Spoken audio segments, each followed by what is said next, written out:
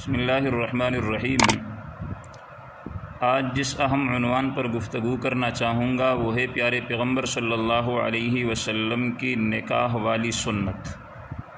جس کے بارے میں قرآن مجید کے اندر اللہ رب العزت نے فرمایا کہ یا ایھا الناس اتقوا ربکم من نفس واحدۃ وخلق منها زوجها وبث منہما رجالا کثیرا، کہ اے لوگو، اللہ نے تمہیں ایک ہی جان سے پیدا کیا اور پھر اسی سے اللہ رب العزت نے تمہارے لیے تمہارا زندگی کا ایک ایسا ساتھی بھی پیدا کیا کہ جس سے انسان اپنی زندگی کی ہر خوشی غمی، ہر پریشانی، یعنی ہر ایسی بات جو انسان کسی کے ساتھ شیئر نہیں کر سکتا، اس کے ساتھ انسان اپنی ہر قسم کی بات کو شیئر کر سکتا ہے۔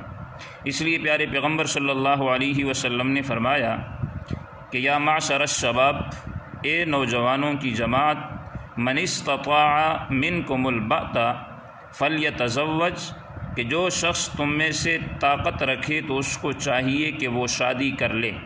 ہمارے معاشرے کے اندر اگرچہ زنا کو آسان اور نکاح کو مشکل ترین بنا دیا گیا، لیکن یہ ہماری اپنی بس کی بات ہے۔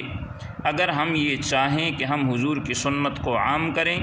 اور اسی طرح جو زنا جیسی ایک بے حیائی پھیلتی جا رہی ہے اس کی روک تھام کریں، تو اس کے لیے ہمیں جناب محمد الرسول اللہ صلی اللہ علیہ وسلم کی سنت پر عمل کرنا ہوگا، لوگوں کو اس کی ترغیب دینے ہوگی۔ اس لیے آپ صلی اللہ علیہ وسلم نے ایک اور موقع پہ فرمایا کہ النکاح من سنتی قال فمن رغب عن سنتی فلیس منی، کہ نکاح کرنا جو ہے یہ میری سنت ہے، اور جس شخص نے میری سنت سے اعراض کیا، یعنی نکاح کو چھوڑا، جو زنا کی طرف گیا، جس نے نکاح کو تقویت نہ دی، تو گویا کہ وہ شخص ہم میں سے نہیں ہے۔ تو کتنی بڑی وعید ہے۔